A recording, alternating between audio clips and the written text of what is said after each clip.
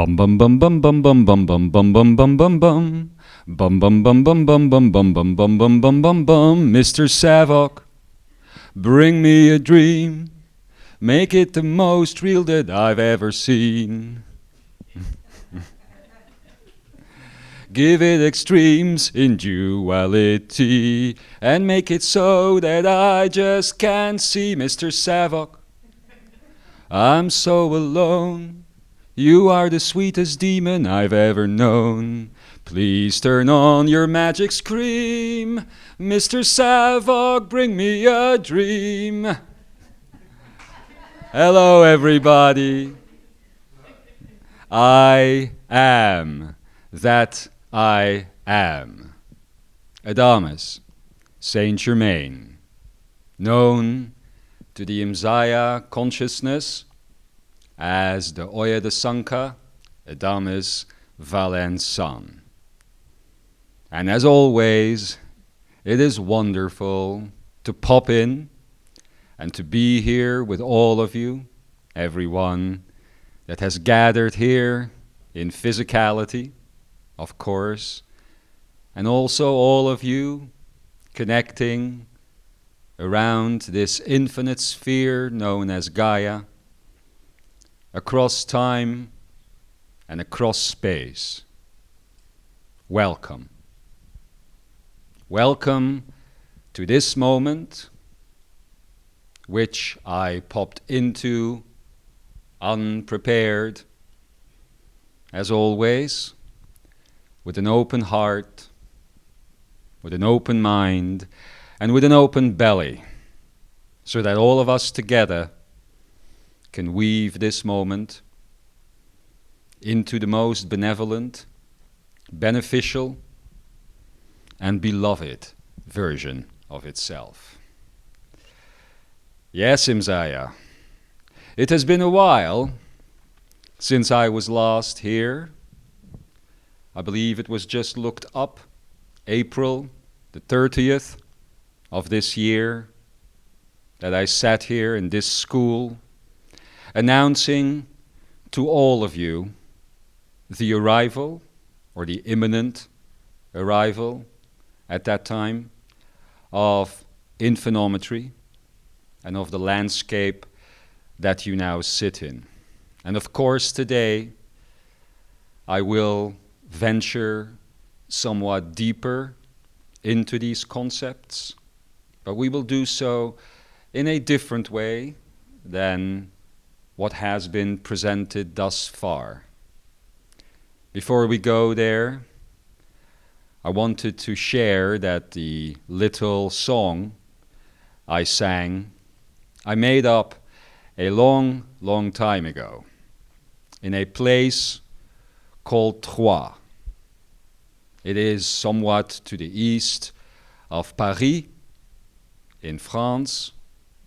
And some of you that are here today have physically traveled there and have spent time with me there as well. Of course, the time I speak of was during my own student days, before my ascended status, as you know me now, pretty much in the same way of being than you are all today. As I was traveling the globe with my teacher, the Pakwan Yinsan, as well as other students and other teachers, I spent quite a long time in this place called Troyes, in what now would be considered an ascension house these days. The teachers weren't always there. We had what you could consider a magical door, if you will, which when we opened it was just a cupboard most of the time. Only once that wasn't a cupboard. But when they opened it and came through it, they came directly from the place known as Honomea, and not in the way you are used to today, in the way of channeling and that sort of thing, but directly as light body manifestation, of course. It is in that place that I received most of what you now know as the the study of the Pa. And it is also in that place that I was introduced to the concept of pocket dimensions, dimensions inside of this echorrhea that, if the echorrhea were designed entirely as such, you would never want to leave. Pocket dimensions generated by ascended teachers themselves. And in the case that I am referring to right now, when the Pa Kuan Yin San popped into the Ascension House in Troyes and told me to get ready, we stepped through the door, if you will, and entered into such a pocket dimension, which for me was the first time. And it was the dimension known to you as the beingness of Isis, which, as many of you know, would later on become my wife. Yes. But that was for much, much later. As we arrived, of course, you can very much imagine the space we arrived in as what you would today call a club. And the club was, of course, in the shape of what else would you expect with Isis, a pyramid. A pyramid that was rather vast, a pyramid that seemed to include, if you will, the night sky, much like you these days still see in some Egyptian drawings where you have the entire world, if you will, including the stars and the planets, covered by the giant goddess that and god entity that covers the echorrhea, or what you now know of as the field of Lavat, the achineic, holographic training reality, I think that you've been calling it. And much in the same way, this pocket dimension, which I was taken to for the very first time that day, is constructed. But as I said, it is constructed in such a way that it follows the Sankara perspective that you have recently been introduced to again. And also it does not cover the concept of duality and the grand illusions. So you can imagine if you were inside of a holographic reality with that design, which is almost a one-on-one copy of our home-based reality, you would never want to exit. That is also why it is introduced to students only after they've already broken through some of the exercises, such as what you are learning here recently. One thing about that is that you very quickly learn, when you step into these pocket dimensions, that all of time and space basically is just a stage, that everything plays out on that stage, but that there's also a type of behind the scenes, if you will. And you could think of these pocket dimensions as such. For instance, in this moment in time, as I am here right now, the Pa Kuan Yin San has not chosen to leave the entire echorrhea in this moment, but has placed herself in the very pocket dimension that I am talking about right now, having a drink with my dear old wife. One of her best friends, of course. As you can imagine, if you put those two together, nothing good comes out of it. So I can't stay here too long today, because otherwise I might have a very unrelaxed evening, let's say. But as I was saying, what you learn in these pocket dimensions is that most of time and space is nothing but a play that is to you going in a linear fashion one day to the next, but from the perspective of the behind the stage environment, you can step in and out to the stage itself, if you will, at any moment in time and space, using the same technique that you are now getting used to.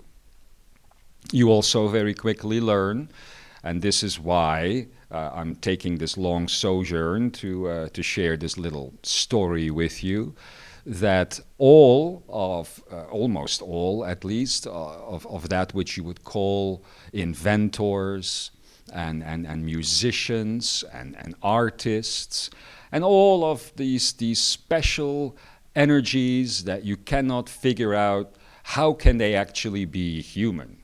How do they have the time to be human to begin with, given everything they are doing? To look like that, you would have to be in the gym for 48 hours a day, for instance, and only eat, I don't know, champagne. But of course, the truth is that these things that people strive for, to identify with, that most of the time these beings have not reached these states using the same pathways that the human mind has available to it.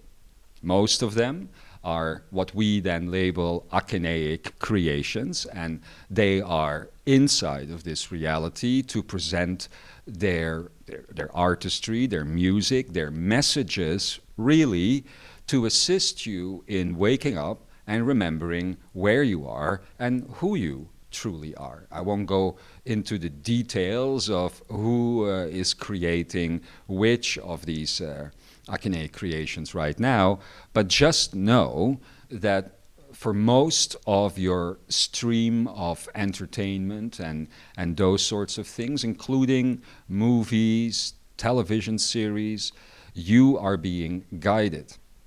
You are also being misguided, of course, because these same techniques, if you will, are also being created by the little topic of my song at the beginning of this little class here. The Savok energy, which of course presents you with the finite states that have been gone on and on and on about in these last few weeks now. And for some of you at least, this has been a bit of a confusing concept, a confusing time, not per se because of the information in itself that has been shared, but what your mind is trying to do with it.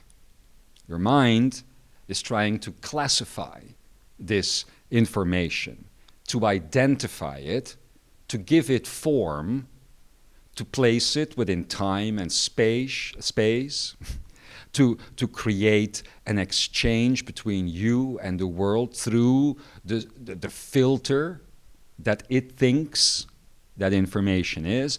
And it is trying to do everything it can to help you understand it. We have said to you many years ago that there is such a thing as spiritual mind, which you can then label Savok, if you will. It is a specific part, a specific reflection of Savok, of the mind, which attempts to copy states of consciousness. It attempts to copy these fundamental ideas and create conditional versions of it. We call these versions conditional because they are dependent on time and space and on the external environment and on beginning, middles, and endings, which, of course, the actual permanent states, as has been thoroughly explained to you now, they don't have any of this. They are not bothered by finiteness. They are not bothered by limitation. They just are. And yet, the mind wants to dig deeper. It wants to go in and explore and navigate and as I said, define and even predict in an attempt to create a sense of control. And it wants to learn methodology. But ultimately, the state of Sankara and working with Sankara is everything but methodology. It is everything but theory. It purely exists in the practice. People have asked, and we have shared this before, how can I learn more about love and joy and freedom and these other states? But I want to remind you that a long, long time ago, before society was the way it was as complicated as it is now, when nature was almost everything that surrounded you as a human being, maybe even slightly prior to the human being concept, as you know it today, and you were roaming the earth, and you were observing and interacting with the things around you, which very often, of course, were horrible. Nobody wants to get eaten by an animal, for instance. Nobody wants to get stuck in a pit of tar and slowly sink to be found a few million years later by an archaeologist that wins an award. Yeah, nobody wants that. But many of the moments during those days were quite magical. As you were roaming the earth, as you were exploring the day and the night, you would be quite amazed with the arrival of the stars every night, and you would make up stories and tales and songs, and you would make up warriors and enemies to be defeated, and vast stories that all played out in your own imagination as you observed the things around you. And as you sat there observing this vastness of space, seeing the Milky Way, seeing all of these things, it often led to a sense of awe, a sense of something that rose above the human state of survival, if you will. Even then, in those simple yet tough days, you had the ability to connect to the feeling of well-being, to the feeling of gratitude, to the feeling of everything that has been mentioned in these states. And if you go back even further and you look at the animal kingdom, you see these same states being very natural, automatically coming up. Also the Savok states, of course. All of that is in there too.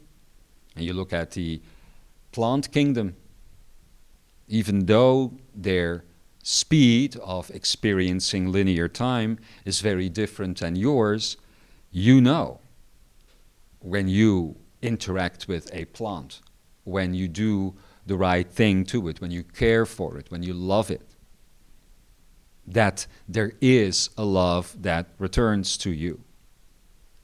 You know that when you look at a baby, that all of these states are already there. You look at any being, and these states are simply inherent. It's another way of looking at permanent. They are inherent in any situation, in any being, always. So, when you think of it like that, there really is no deeper meaning to the state of love or to the state of joy or well-being. How can there be? It is why they are so direct. It is why they are so permanent. Because they do not open up to interpretation. Once you begin to interpret these states, begin to talk about them even, try to teach about them even, you are not describing those states. You are already damned to a conditional description, especially when you're using descriptive language like the one we are speaking in right now.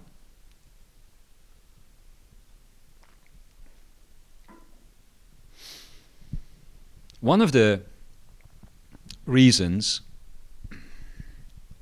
why I believe, personally, many people these days have difficulties understanding some of the material that I also was taught in my day is the complex state your mind is in, even compared to my time. You hear about zooming in and zooming out and quantum states and entanglement, and there are all sorts of scientific attempts almost to describe to you something as metaphysical as, for instance, the chakra system. You hear about the chakra system these days as infinity spheres, and you call them torus fields and whatever. But in my day, back in that period in Troyes, for instance, when the Pak Kuan Yin San and others tried to explain to a dumbass like myself, a chauvinistic aristocrat like moi, the concepts that you are also discovering or rediscovering right now. Obviously, there was no space in the mind at the time to talk about quantum theories or even science in itself. At the time, alchemical ideas and that sort of thing were more in, and obviously the concept of religion. So when the Pak Kuan Yin San tried to introduce to me the concepts of the chakras, you know what she called them? She said the 3 tabernacles. Yes, the 3 tabernacles. Now, tabernacle, of course, if you go into the Hebrew concept, means the dwelling of God, the dwelling space of God. And if you go back into Latin, for instance, then you go all the way to the word taberna, which of course means hut or tavern, as you know today, And she explained it like that, and she told me the story of the origins of tabernacle in religion. And she referred to the Hebrew meaning and the crossing of the Jewish people at the time through the desert as they had left Egypt and attempted to free themselves as a people. Now, that's where the story gets interesting, of course, because that's where religion diverges from metaphysical truth. In the story, as you still have it in the Bible today, the idea of the tabernacle, and you can ask Indiana Jones if you don't agree with me, the idea of the tabernacle was an artistic, gold-plated design that was instructed, according to biblical story, to the Jewish people to create during those 40 years in the desert. And the reason to do so, it was said, to create the space is so that they would have a place that God would dwell amongst them as they were going on this trek that seemed to be almost leading to inevitable death. Because at that time, of course, you couldn't say, "Hey Siri, show me the closest destination to another town that has enough space for all of us to book a room and find the best prices on booking.com. No. So it looked as though this was a fool's errand, if you will, but it was also better than what was offered as a life in the place they left. So again, this is where the story diverges.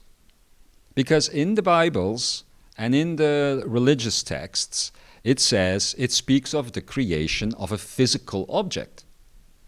But go back and talk to someone who was there, which, by the way, when you go to one of these clubs in the pocket dimensions, you surely will find someone that was there at the time.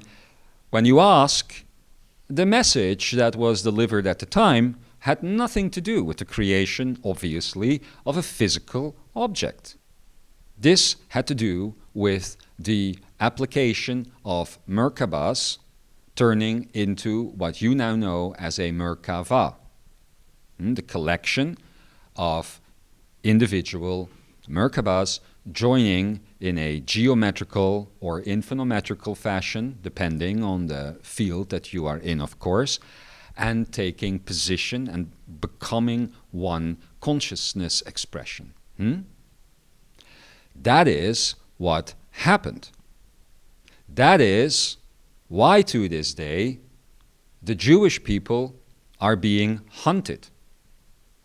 Because that wisdom is still present within, for instance, the tuition of the Kabbalah, and generally within Jewish tradition. It is also for that reason that it has become a people that simply cannot be extinguished, destroyed, or cut down. The truth in their heart is reality. Now, this has gotten twisted up, as you can imagine, over all these thousands of years to become just another religion, led by, as Akara would have it, old people with long beards who have nothing else to say but, when's my next prostate check? Or something like that. Yeah, and that means a lot more. Just think about that for a second. But anyway, what the people on that trek were taught are the same things that you are being shared with right now, that are shared to you in these last few weeks and ultimately in these last years also preceding that. Not about an external object, it's about the internal truth. And so when the Pakwan Insan all those years ago shared that story with me, she referred to the Kakra system as the tabernacles. And she said, up here, this is the tabernacle of truth. She said here, the heart is the tabernacle of transcendence. And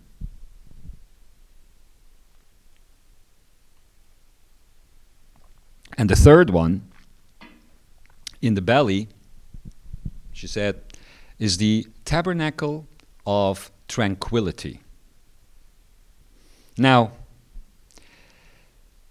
that's the one I want to talk to you about a little bit more today.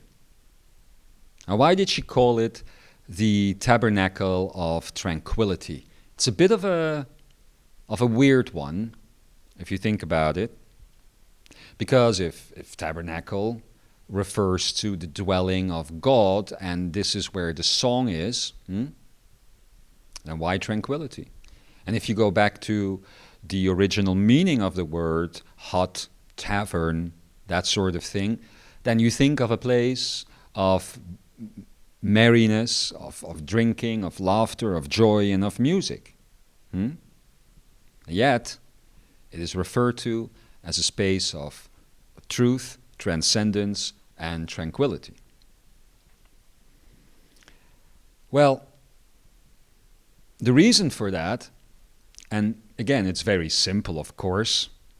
Almost feel a little bit like I'm wasting your time telling you these things. You could better be off, watching the latest Golden Bachelorette, or one of those series, reality stuff that's out there on TV. Waste your time with that. But anyway, for those that are interested, the reason it's called tranquility is because it is the belly that you end up in once you get out of your head. Now, it's often said, isn't it? Get out of your head. change your thinking. And most people, when they want to get out of their head, they make the mistake, well, not really mistake, but they think, all right, I'm out of my head, I need to go to my heart. But if you really think about the chakra system, then you know that the heart chakra, the akene, is the only one, much like the Lin point that was discussed, that is real. Even the other two chakras, the head chakra and the belly chakra, technically speaking, aren't real. Outside of this Ekaria, this holographic training reality, outside of the field of Lavat, all the way back in home-based reality, all that is the chakra, the heart chakra, the chakra, not the chakras. Makes it sound like a band again. Huh? The chakra. And this is all that is. It is all that you are. It is your entire beingness. And as you have learned, coming into these Ekarayas,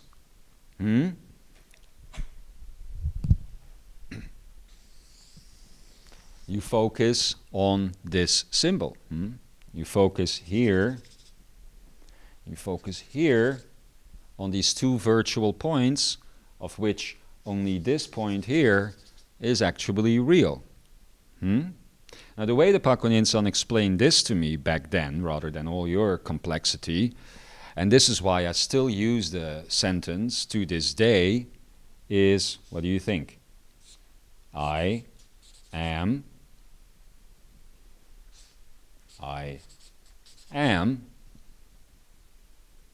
And here, as you create, the pyramid that ultimately is going to lead to the Lin point in that other drawing, you have the that. And so you're not really saying, I am that I am. You're saying, I am that. I am that. Now, when Kutumi taught you that when you generate these Ekarayas, you generate the inphenometry, and you push yourself, if you remember, through these two virtual points. You do that because you are generating the temporary chakra system. Unfortunately, to enter an Ekaraya, the chakra itself, the heart chakra, the akene, is too simple, is too real, and is too direct in its expression of experience and its ability to progress experience, that simply entering into these realities and entering into the great forgetting and all of those things would not be possible with merely the heart chakra. Don't forget that in here, what you become is by Ra referred to as an ego-mind personality complex. That means that only complex states can exist here. States that are entangled with not anything else around them, as you know, but only with the Lin point. That's a complex state. Once reciprocity kicks in, that's a simple state. But in order for you to fool yourself and to believe the things that are going to be projected into your consciousness, you triple the heart chakra, the chakra itself, the akene, and you literally create the I am that and the I am that. One I am that is the head chakra, the akonai da, And the other one is the belly chakra, the Adonai Ka. Now, Adonai, of course, again, is for many that have studied religion and history a very interesting word. It refers to the Elohim. It refers to divinity and the place of God and all of these things. But the Adonai Ka, the belly chakra in my day, was simply called the Tabernacle of Tranquility.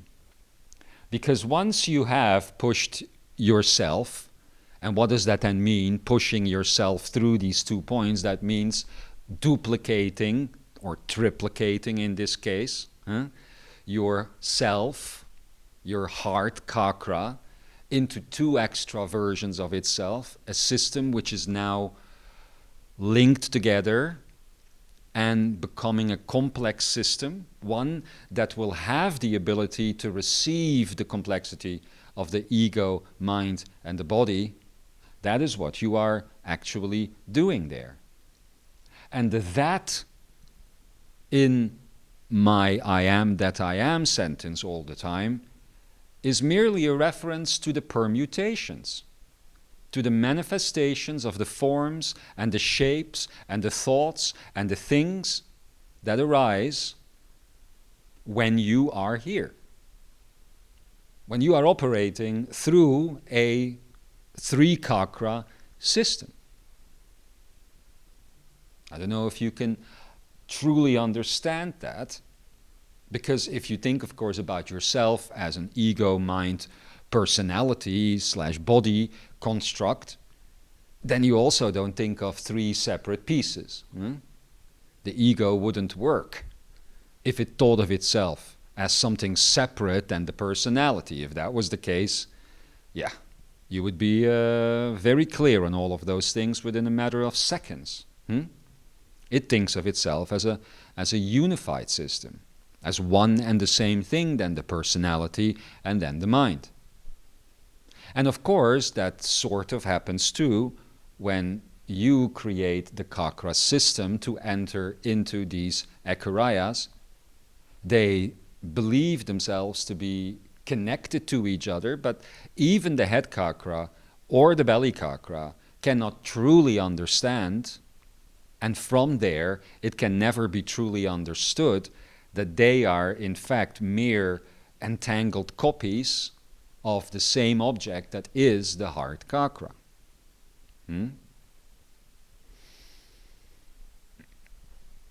So that is where I am that I am comes from.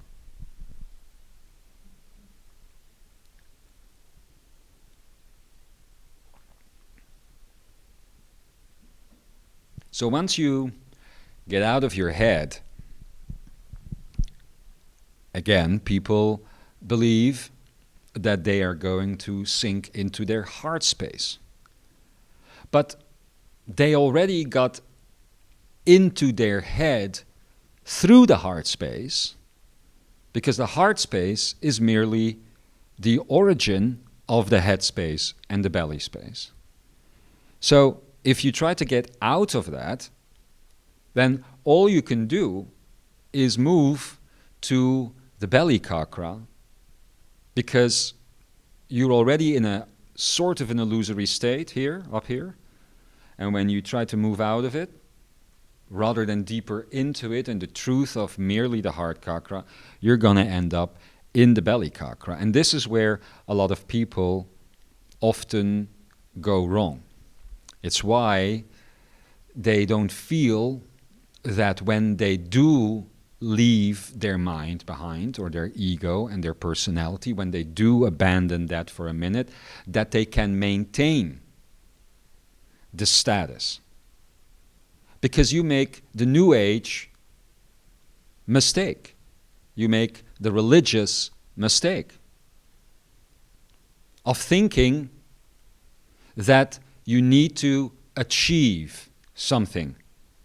That thought that you can even leave the heart chakra to begin with. That you can be outside of that. That's not possible. That's not possible. So that struggle, to leave the mind and get into the heart, is a fool's errand to begin with. It's a New Age lie to give you the feeling that you're doing something wrong all the time.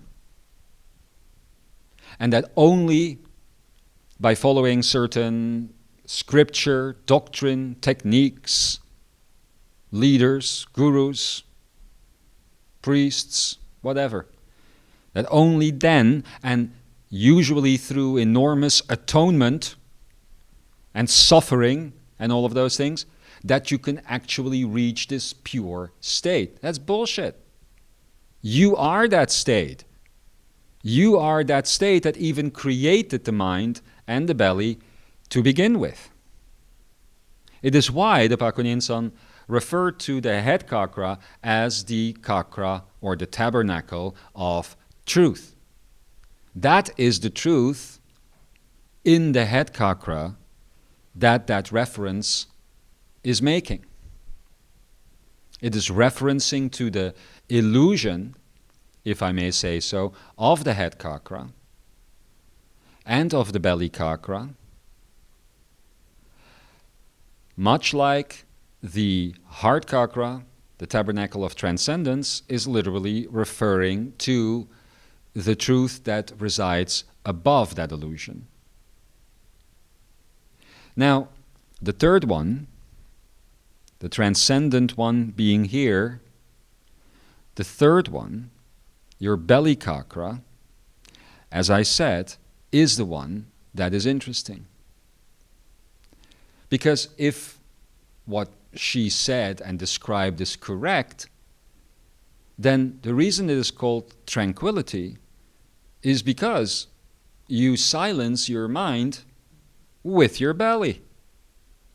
And it is interesting, isn't it? If you look at most of your religions and most of your cultures even, there is very little insight into the concept of the belly. There's a lot being said about the head and the mind and a lot about the heart, but hardly ever about the belly. And we've seen it throughout the years as we speak about the chakras and we speak about your belly and we speak about creating reality through the belly. Most people get a little lost.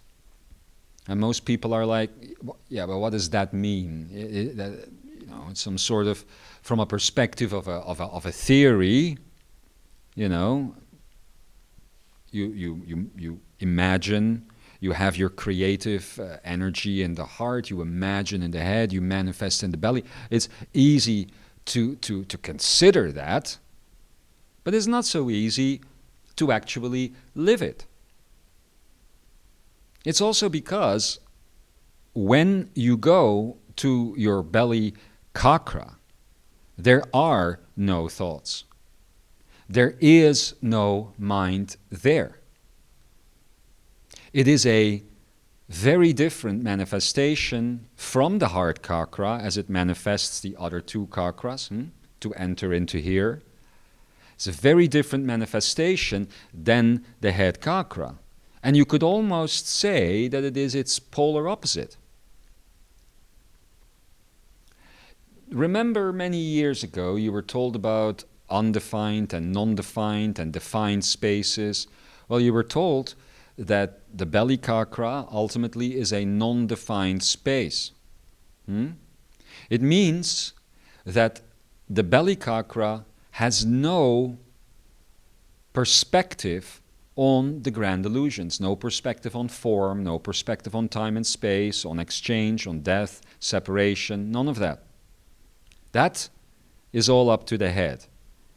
If you remember the classes by the Pakuninsan from a couple of years ago about the rivers of San and those sorts of things, where she goes and takes you through how Savok enters through the head chakra and goes all the way around and into the heart chakra. She explains the positioning of the grand illusions in the heart chakra, in that pathway, as its energy goes around and into your heart. That's where all of that takes place. That's where, if you will, the entire study of vibration takes place. But the study of the Pa is more about the belly. It is about those undefinable, non-defined, permanent states that have been spoken about recently, that you carry here, and that this time is all about making you aware of those states again. Because, as has been said in some commentary by the Pa Kuan Yin Son, what you have recently learned and are beginning to practice, we hope, is a change from theory to practical ascension training. And in that practice, you are going to become very aware that everything is the same thing. Every technique, every manifestation, everything from, as she described it, portal travel, healing, breaking the matrix, those sorts of concepts. It's all the same thing, people. It's all the awareness of the permanent states and the abandonment of the head chakra and the illusions that reign supreme in there through Savok.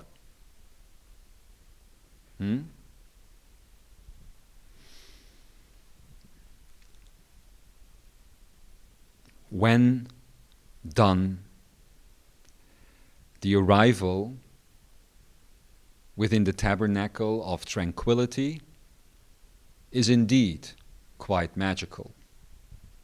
But many, when arriving there, tend to get lost, tend to believe, in fact, sometimes even, that they have left the Ekaria and that they are in a space beyond it. They are not. They are in a space of non-definition. They are behind the scenes of the Ekaria. These pocket dimensions that I was telling you about earlier, they all take place inside of that belly chakra. It is a place that the mind can't reach, a place that the personality can't reach. The personality, mind you, can reach the heart chakra. That's why there is such a thing as spiritual mind, as conditional love and joy and freedom and all of those things. But it cannot reach the belly chakra, simply because it is its total opponent. It is dark to light, it is up to down, it is left to all of that. All of these ideas. Not in duality, but in total opposition. Duality means that two things take place, if you will, in the same universe, and that they are extreme oppositions to each other. But the head chakra and the belly chakra are not taking place in the same universe. You could argue, therefore, that the belly chakra, when accessed accordingly, gives access to what you would consider, and has been explained by Lemoya recently, the tachyonic realm. It is already a place before the manifestation of time-space, which manifests here in the head, in that I am that. But in the other I am that, in the belly, there is none of it. There is absolute void.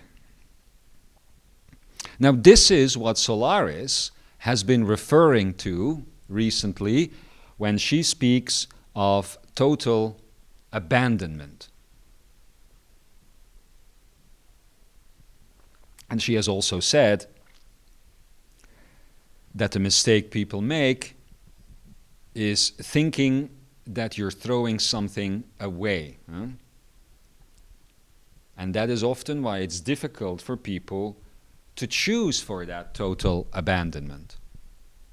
But you are not throwing it away.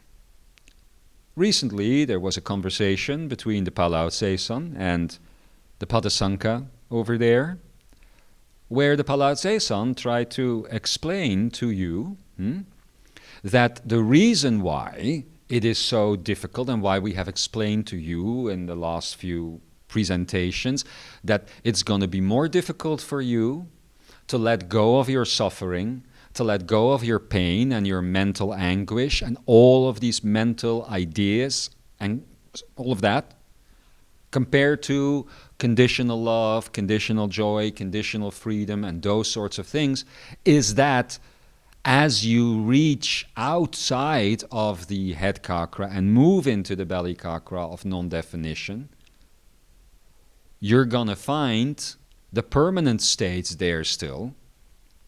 So you're going to find larger ideas than the love you already know. You're going to find the love as people that have out-of-body experiences and near-death experiences know very well. You're going to find a love that is going to want to make you run for the hills when it comes to this Ekaria, and you're never going to want to come back to your body until you're told you still have something to finish. And then you're slammed back into it. But you're not going to want to go back, because the conditional love that you are so seeking, and the conditional joy and the freedom and all of these things, they're going to get bigger. Once you reach out of the head, out of the mind, you're going to get the truth of those. But you're not going to get the truth of anguish, the truth of suffering, the permanent state of guilt or pain, because they don't exist. So that is what you are going to leave behind. And you're going to leave it behind not by abandoning it, maybe that was a bad choice of words, abandoning it by throwing it away, but you are abandoning it in the location it is in, and that is the head chakra.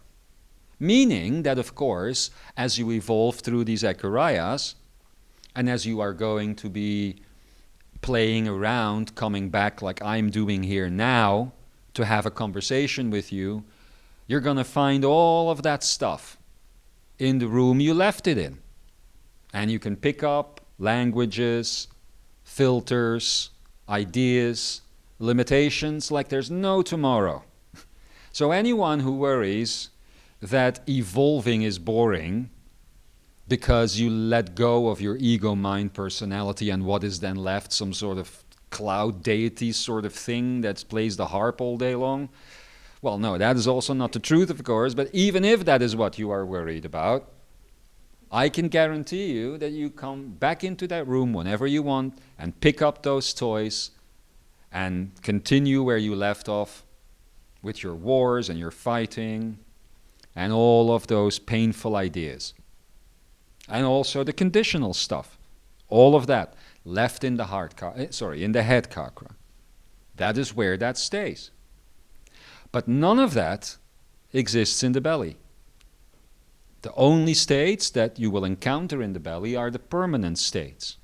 And they will be in an entirely non-defined position.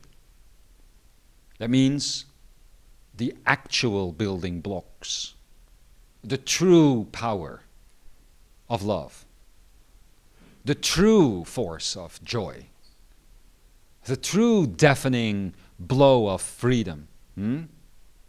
All of these things, that's what you find there. And that is why you cannot enter it with a mind, with an ego, and with a personality. They are so far apart that they can never touch those two states. The only thing that connects them is the reality of the heart space which creates them both. But even when you fully exit these ekarayas and the head chakra and the belly chakra reform as the one chakra that is the yakane, that is the heart chakra, these abandoned things in your head will still be part of you and can be accessed at any time. Of course, when you access them, you will by default return inside of an echariah, because these things cannot be experienced outside of these training grounds. A lot of people like to take holidays in echariahs, for instance. Me and my wife included. So, I say all of this because as you are going to start applying this technique, everything that we have now taught you, you are going to get stuck where everyone gets stuck. And that is in that abandonment. In fact, most of you sitting here and listening to us right now are currently stuck in that. You know what you want. You know you want to move on and take the next steps. And you know what you don't want. But somehow you can't let go of what you don't want. Now you know why. Because you need to venture further than you have. When you begin applying that technique, Sankara, whether you use it for portal travel, as has been explained, you are the portal. Whether you use it to travel in space, in time, vibrationally up and down to different versions of reality. Whether you use it for so-called healing, to get to versions of yourself where your age is different or your physical expression is different, any of that.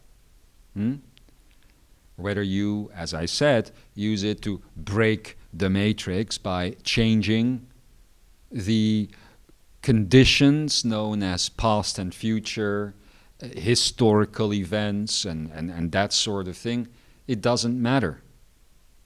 The movement is always the same.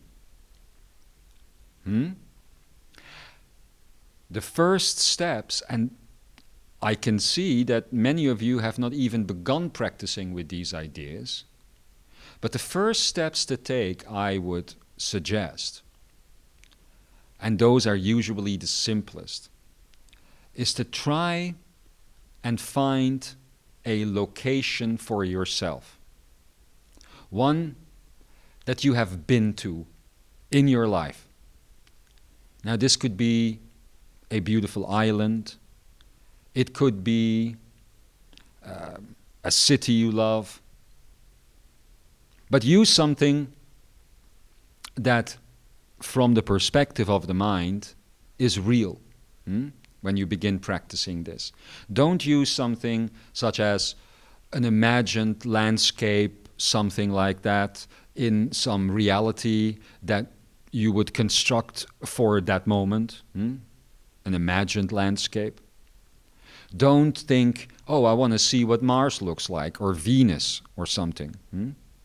Use something where there's still phone connection, let's say, where you have 4G or 5G on your phone, should you successfully arrive there. Use something that is simple, that is real. Doesn't have to be on the other side of the world. It could be, if you're sitting in your house, you have a favorite spot in your garden somewhere, or on a walking path that you like to go to every day with your dog, or whatever it is. Whatever it is. But use something that brings up one of these states that we describe so often very strongly.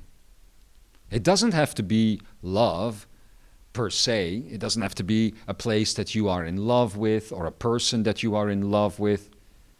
If I think, for instance, about a place that many of you, Imzaia, often talk about, Hawaii or something like that, then one of the things that Hawaii brings you as you step off your plane is an enormous sense of well-being, for instance. You have an enormous sense of feeling well, and that leads to an enormous sense of gratitude. It positions you differently, gracefully. You change your entire demeanor, and you build up to a state of joy and love and freedom from there. when we speak of these states in sequence, this is another one of those things that I find sometimes in my day it was a bit easier because you don't have all these, or we didn't at least have all these concepts in our minds that are scientific. When you think of the concept in sequence today, you think very linearly, like transitioners or transformers or something like that. Huh? But for us, that concept was more connected in a whole back in our day. So when we thought about love, joy, freedom, truth, life, gratitude, grace, and well-being in sequence, it didn't per se mean that you had to go through that string of points to get to well-being. You can enter a room, you can enter a field, you can enter anything. You can start reading a book, you can eat something, and you immediately have a state of well-being or gratitude or joy. It doesn't matter. These states are permanent because they also contain each other. Huh? Love contains joy and freedom and truth and life and gratitude and grace and well-being also contains all of them, and everything in between contains everything. With the elements, the oh, ah, eh, I that you've learned about, it's slightly different. The oh contains itself, the ah contains the oh and itself and onward, and the I, the light, contains the entire collection. That's why they only exist here in the Ekaria. More about that another time. Because for those properly listening right now, you would be like, so Dalin doesn't exactly sound the way it does inside of an Ekaria? Because if there's no oh, ah, eh, I. No, it doesn't. We've always told you. It doesn't sound like anything. It's a song. And not a song like Celine Dion's latest hit. It's a song. What is a song? An eternal flow of harmony that uplifts, that brings higher, that creates a spiral. That is the nature of a song. And it is magnetic. It has its own sense of levity. It pulls things with it. It is creative. It opens up new portals and new doorways and new potentials and new thoughts and new sensations in you. The correct song,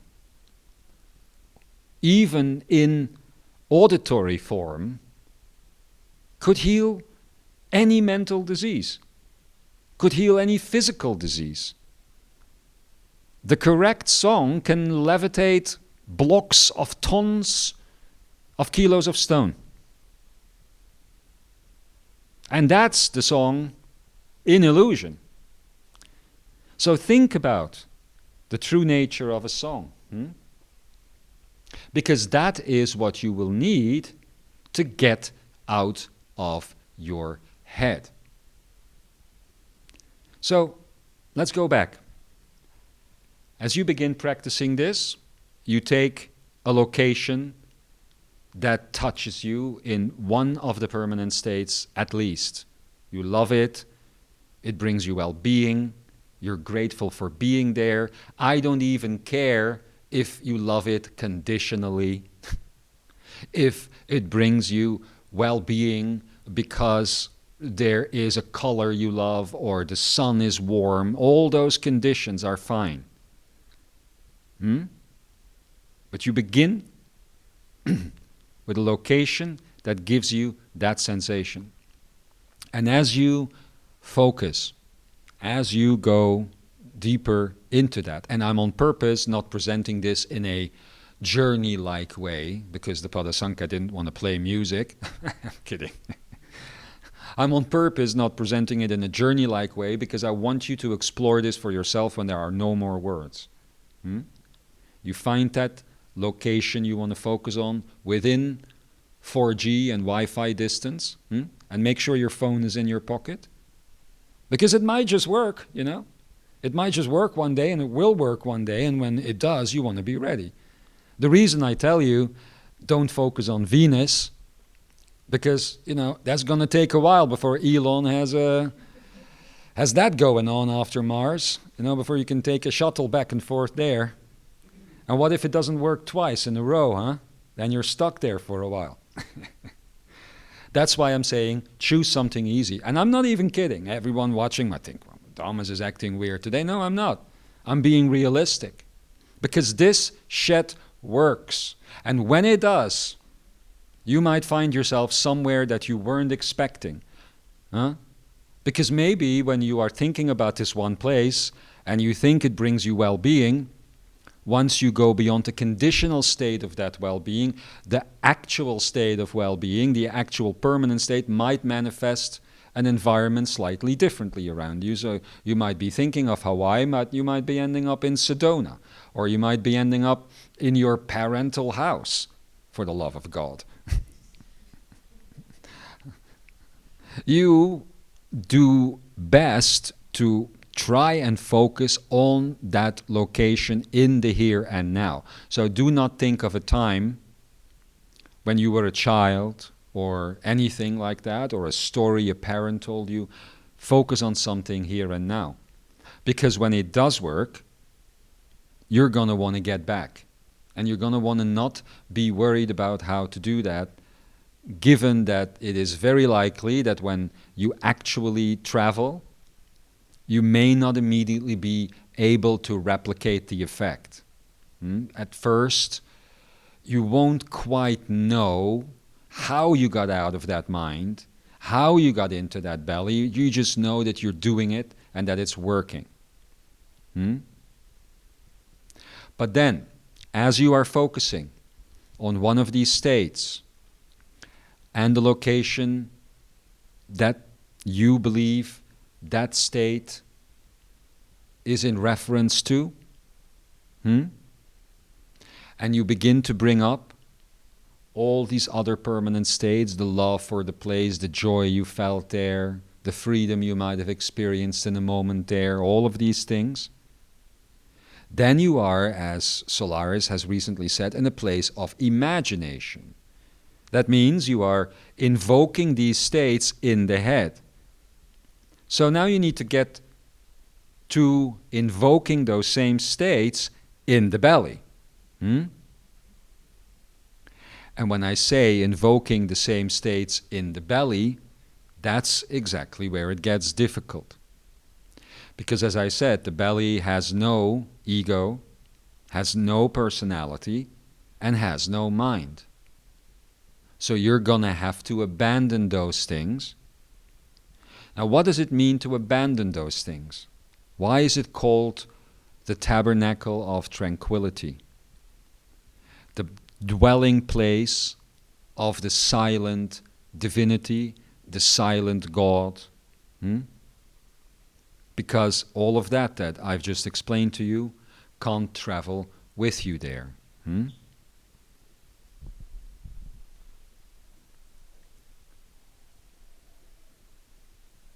It's also been shared with you recently that from the perspective of the mind, the now moment is very small. It's a few seconds at best.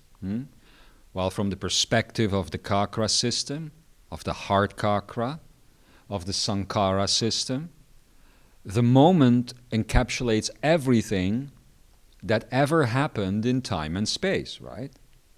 So from the perspective of the heart Kakra, even to move from here to the backyard, you're going to have to make a physical move to another moment in time that is a few seconds ahead.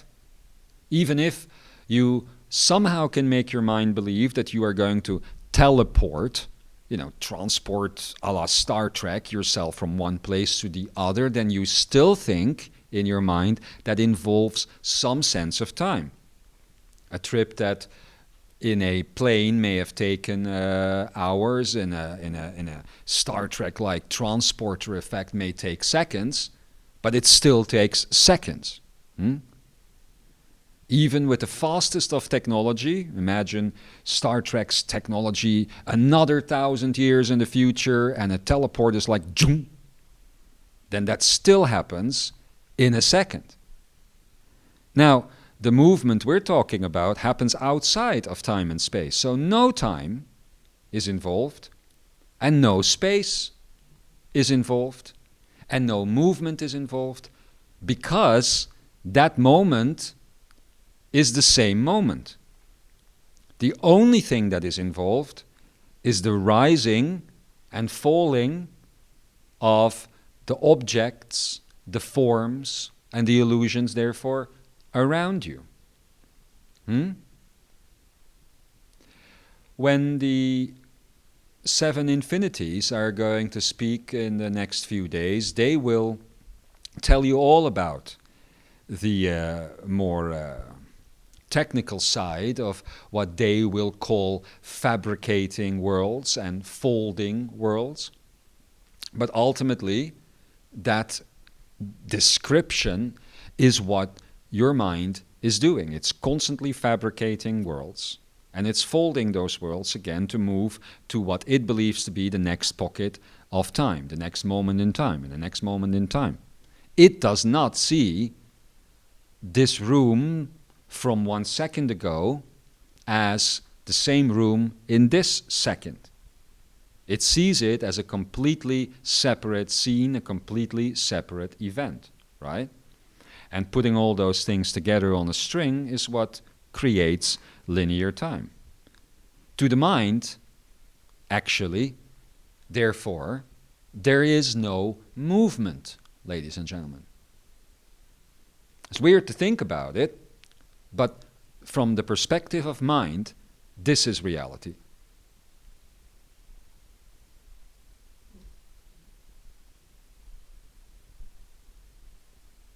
Still moments put together, just like your film,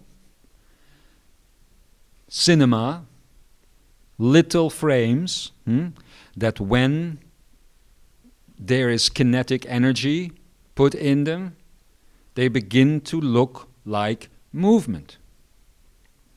So ultimately, the whole time that you've been in here, this has also been said before, you have never moved anywhere. You haven't moved in time, and you haven't moved in space.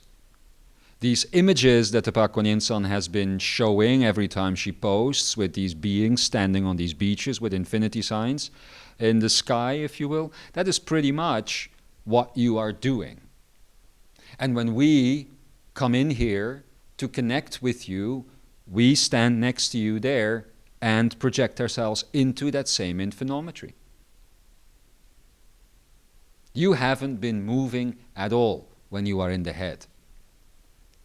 No time has passed, only still fragment after still fragment after still fragment.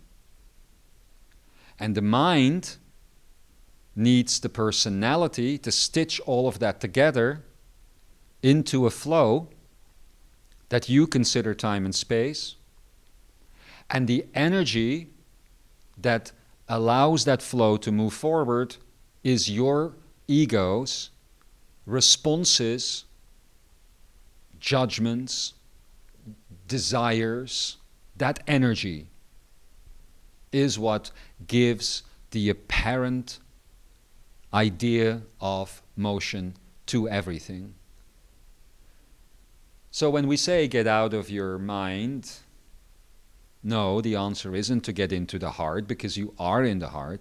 It is to get into the belly, because that is where real movement, expression of experience, and progression of experience, therefore, exists. So, all of that is easy to hear me say, but the difficulty then about this Sankara technique, the abandonment that is required, is the understanding that everything that you think here, that you feel here, that you believe is occurring here is literally the opposite of what is happening. Only when abandoning that will you get a sense of movement, of expression of experience, and progression of experience, once again, from the belly. But abandonment is not easy.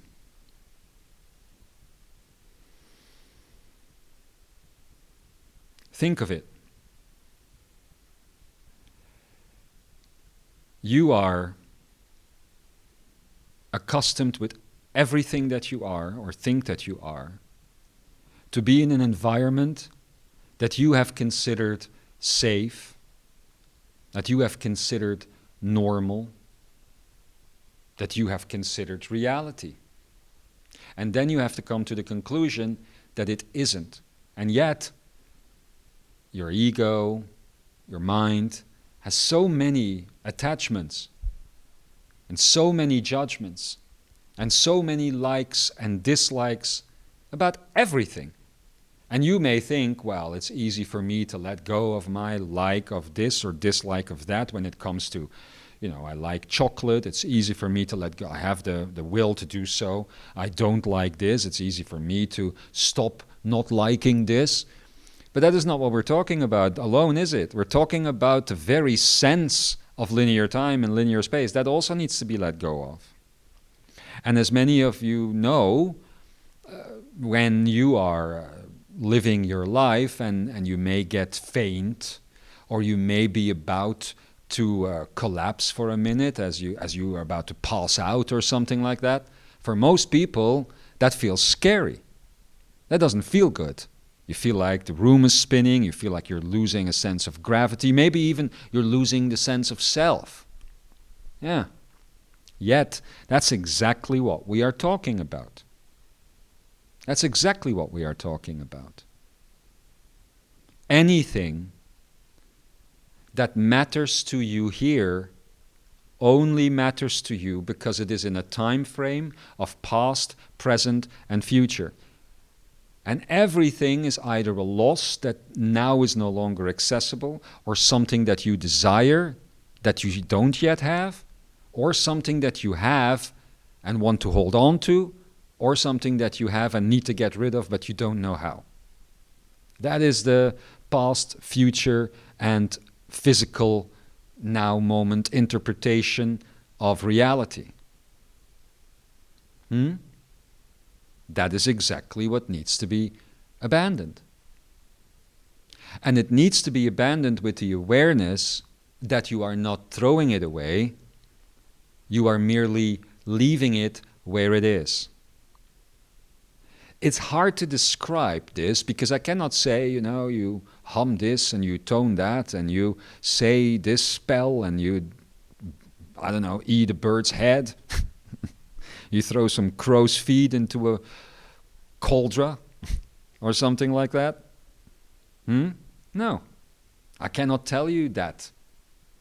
All I can say is I'm pointing to this field that you need to find for yourselves. And it's not even that you haven't found it because you're constantly operating through it. You need to become aware of that and let it go. And that is the hardest thing. The hardest thing. Because it defined you. Letting go of all of that is not becoming smaller, is not becoming nothing. It is becoming everything. It is becoming whole. And whereas in the past, in these Echarias, it was very difficult to do so on a permanent basis, as we've told you right now, in the last few weeks, it is now possible to do so on a permanent basis. But we have looked at you in the last few weeks and to this material that has been shared and what you have done with it. And we are greatly surprised to see that the largest part of this group of beings out there that is aware of this material and here has not begun practicing. Not because you don't know what to do, not because it is so difficult what we are pointing at, but simply because deep down you know this will work, and you know that you will release those ego, mind, personality states, and you don't want to. You don't want to. Until you do. And therefore, in the next few days, I invite you to explore this journey to this tabernacle of tranquility. To explore what it means to live in the belly and to not live in the head. To see what it is like to be that version of yourself that has abandoned those mental states and that has journeyed to the opposite version of this Ekoraya, because that is ultimately what we are talking about. So begin with a place that you like, a location that is close to your heart. Find which one of these permanent states is the main one that is connecting you to that location and begin building there.